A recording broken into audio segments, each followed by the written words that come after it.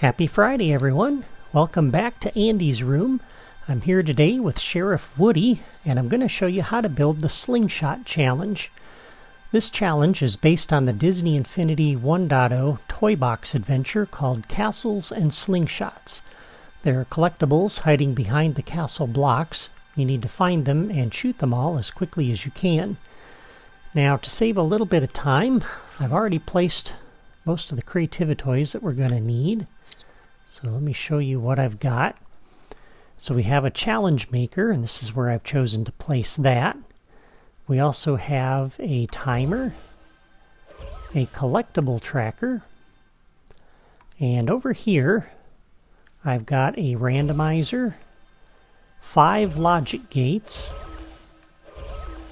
5 replayers, and a 6th replayer.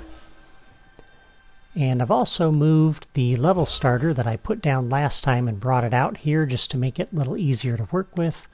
And I've got a button connected to it that we can use to start it and set the toys that are connected to it to the states that we want. Now, I'm using the replayers here to put down the castle blocks and the orbs so that we can replay this challenge as many times as we want, and we don't have to exit out of the toy box and reload it. And I'm also using the randomizer here in order to have the orb locations be a little bit unpredictable from game to game. If you've never watched my toy box tutorial on the replayer, I highly recommend that you do that, because if you haven't, you might not know that the replayer has some limitations. Apparently, there's only a certain amount of memory allocated for replayer usage, and I'm already using 2 replayers inside Andy's room for the driving challenge that I built in the previous episode. So that means we can't go crazy and build a massive castle here filled with tons of orbs. We've got to keep this somewhat small, because if we put down too many objects with replayers, we'll corrupt the replayers and lose all of our hard work. So the first replayer here, I've already done the work here, so I'll show you what I've got. I've stepped on it to open the menu in the lower right, and on my Wii U, I press Y to play it back. And this puts in the blocks that replayer puts down. So there's the castle that I've built. And the blocks for this, you'll find these in the blocks drawer. And there are these blip blocks.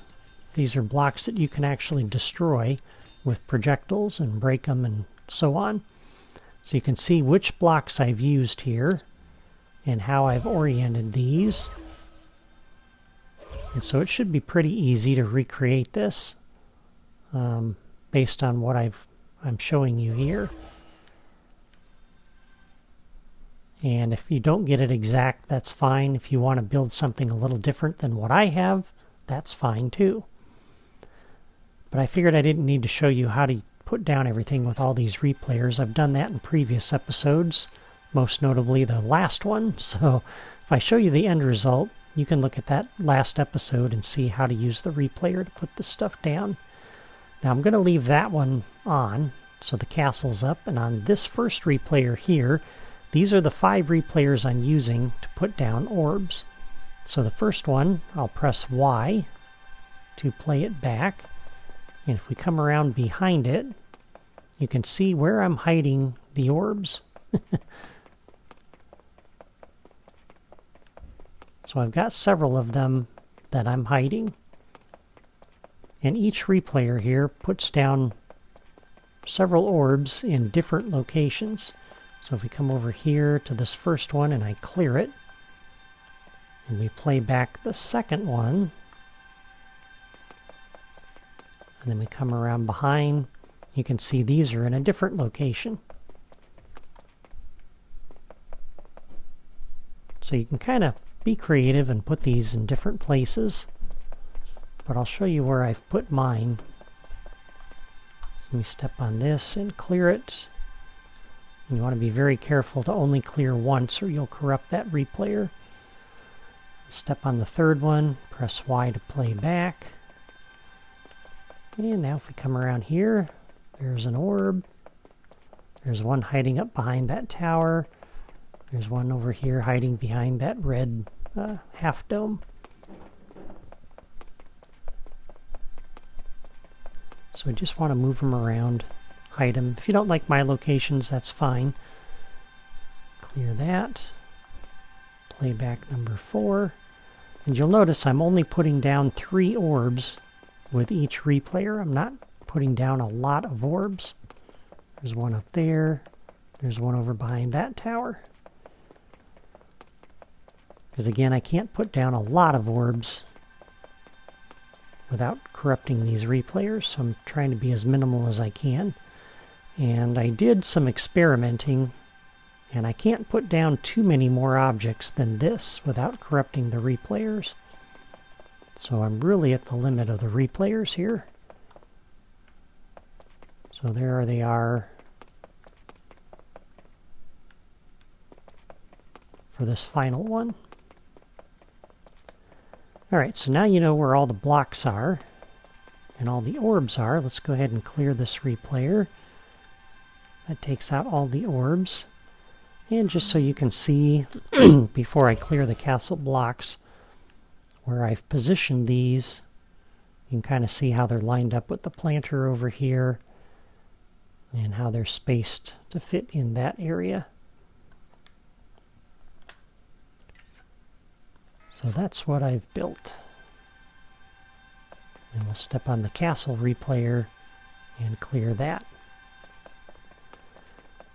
Alright, so let's start looking at the logic now for how to actually make this thing work. Oh, and one more toy I forgot to point out is I've got a locator up here on top of the slingshot. And the little blue dot on this thing is facing that way, as you would expect. Alright, for the challenge maker, I've got the properties set the way you're going to see here. So you can pretty much copy what I've got and set those yourself. For the timer, I have this set up so the target time is at the maximum, so the player has as much time as they need. Both of those flags are off. And for the collectible tracker, we're using the gold armored orb, and I'm not showing them on the radar because that would kind of defeat the point. You want the player to have to hunt for those things. Oh, and by the way, those challenge orbs are under the gameplay toys. It's the gold armored orb. That's what I'm using. Alright, all of the properties on all of the replayers, their property is set with the playback interval. This should be 0, by the way. Thought I had all of those set.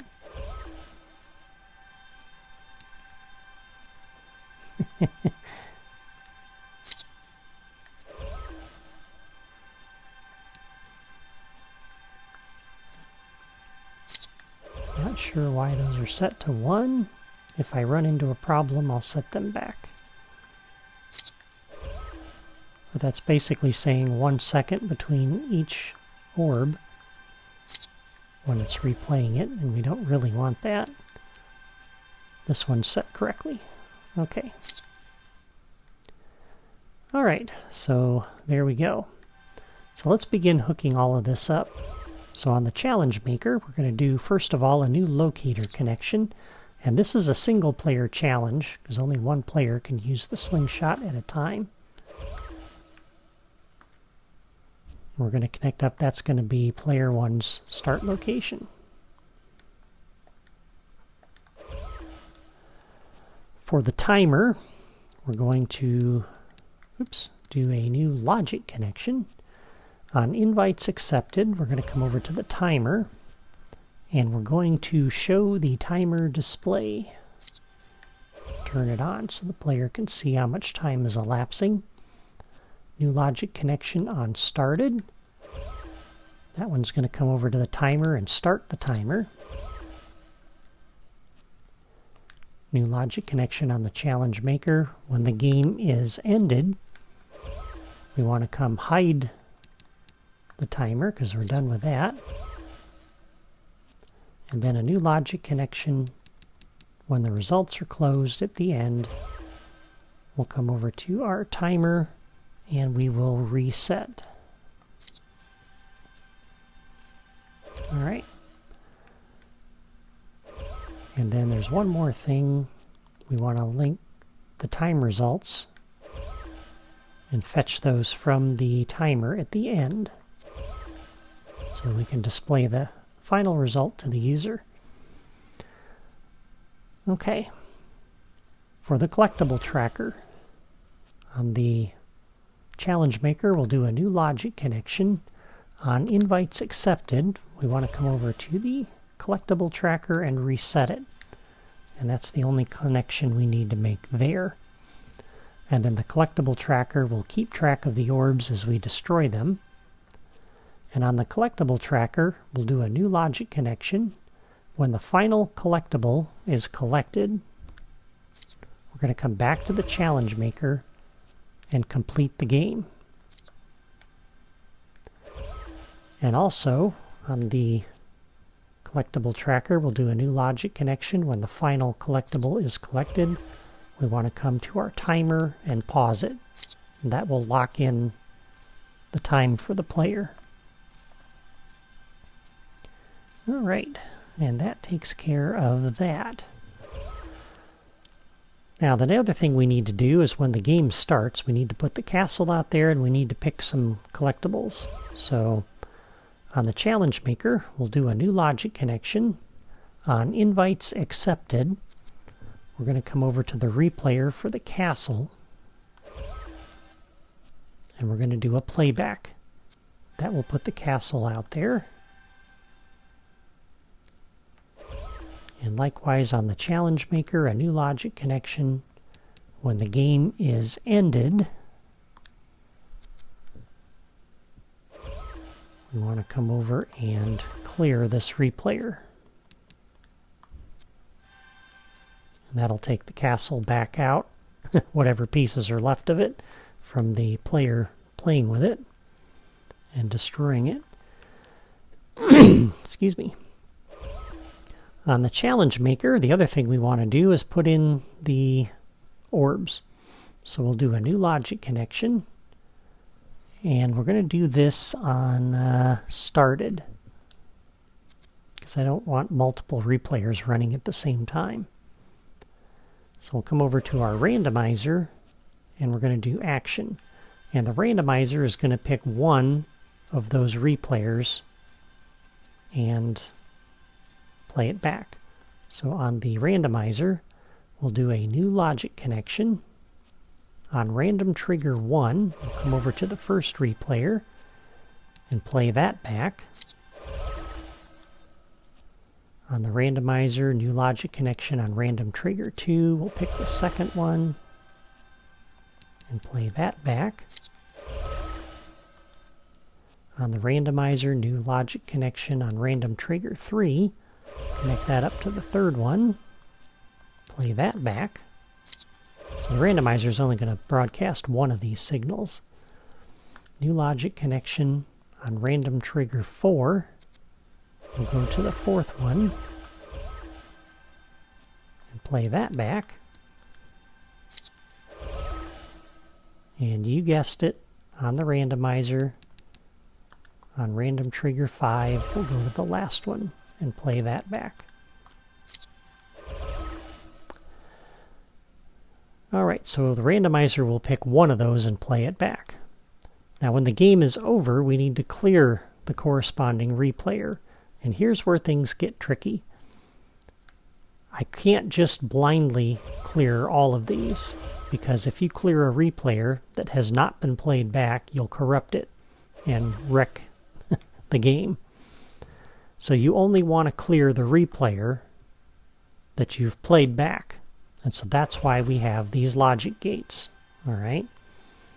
And so what we're going to do is we're going to have all of those gates closed initially. So that's why we have the level starter out here. So on the level starter, we'll do a new logic connection on catalyze. We want to come over to each of these gates and close them initially. So new logic connection on catalyze. Come over to the second gate and close it. And you'll notice I've got one logic gate for each replayer.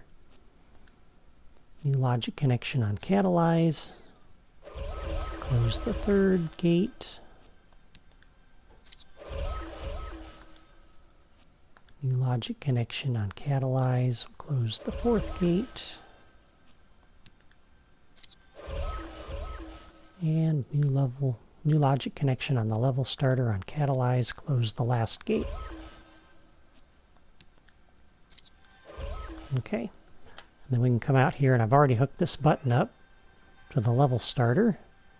So we can go ahead and push that. That invokes the level starter, which will close all 5 of those gates. So those gates are now closed. And they'll be closed whenever I load up this toy box. That'll be their default state. Alright, so what we want to do then is when we select the replayer that we're going to use, we want to open that corresponding logic gate. So we'll do a new logic connection on random trigger 1. This is on the randomizer. We're going to open that first logic gate because that goes with the first replayer. On the randomizer, a new logic connection on random trigger 2. We will open the second gate. On the randomizer, new logic connection, random trigger 3.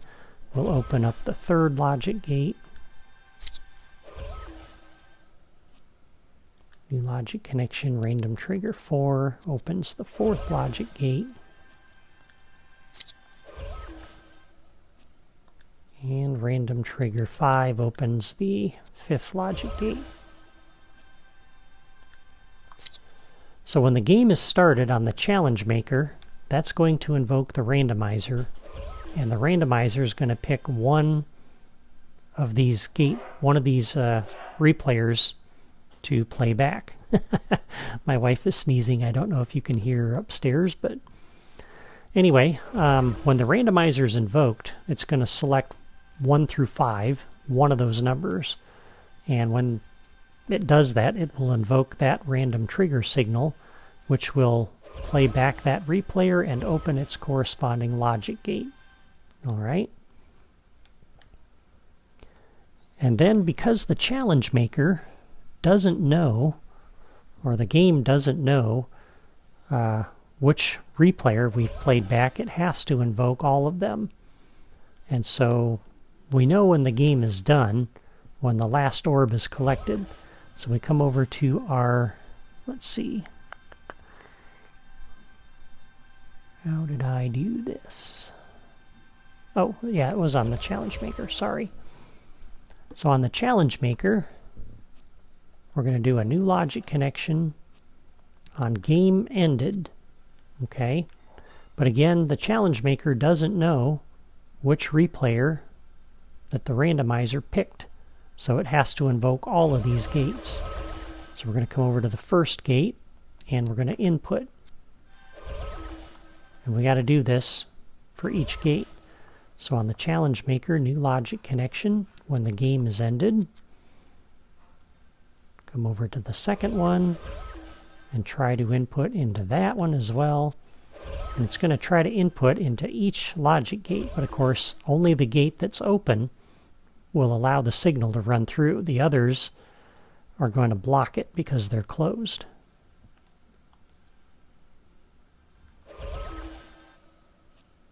So hopefully that makes sense to you.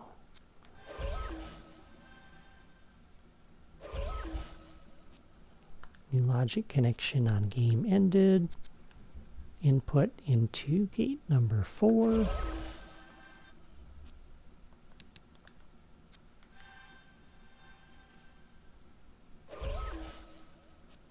New logic connection on game ended. Input to gate number 5.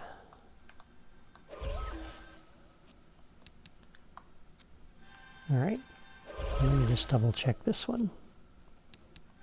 Coming from the challenge maker on game ended, it is an input. Couldn't remember if I picked that or not. All right, so the challenge maker is going to try to input into all 5 gates. but the signal is only going to get through the one that's open. So on each of these gates, on this first one, we'll do a new logic connection. On output, we'll come over and clear that corresponding replayer.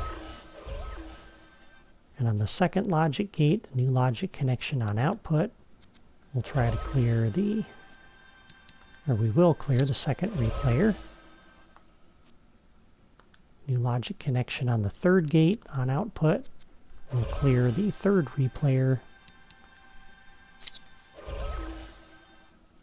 Fourth one, new logic connection on output, we'll close replayer number 4, or clear replayer number 4, excuse me. And then the final logic gate on output will clear the 5th replayer. Okay. So yeah, so when the game started, we invoke the randomizer, it plays back the replayer it wants and opens that corresponding logic gate. And all the rest of these remain closed. Okay? And then when the game is ended, since the challenge maker again doesn't know, it inputs into all of these, only the one that's open will clear its corresponding replayer, and that prevents the replayers from getting corrupted if you try to clear one that hasn't been played back. Now the last thing we need to do is close the logic gate after it's been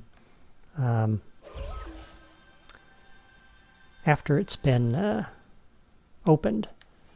And so the easiest way to do that, we're going to put down one more toy. I'm going to go ahead and pick up the collectible tracker and put that down. And we're going to put down a time delayer. All right. And on the properties for this, the default delay time of 1 second is fine. All right. So on the challenge maker, we'll do a new logic connection. When the game is ended, we'll come over to our time delayer and start the delay. And on the time delayer, a new logic connection. When the delay is completed, we're going to come over and close all of these gates again. That puts them in the initial state. So we'll close that one. Again, since the time delayer doesn't know which one is open, we'll just close all of them.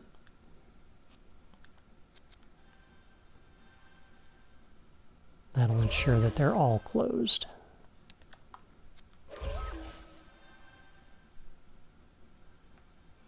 And this is a really important step, because if you replay this game over and over again, you're going to end up with multiple open gates, unless you close them all at the end here. And then you will, for sure, corrupt the replayers. Close the third one. New logic connection on delay completed. Come over and close the fourth one.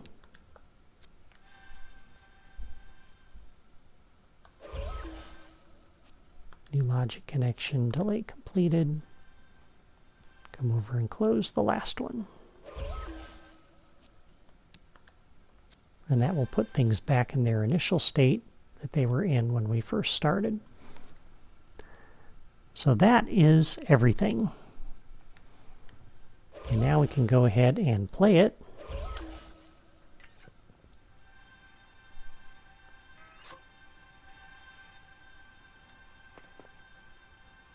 Go ahead and start the challenge.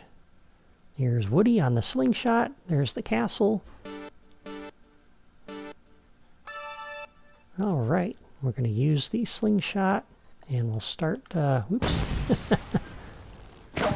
Wrong lever. Wrong lever, Crunk. The nice thing is about the default projectile is it's an explosive, so as long as you're in the proximity, you don't have to hit the orb exactly.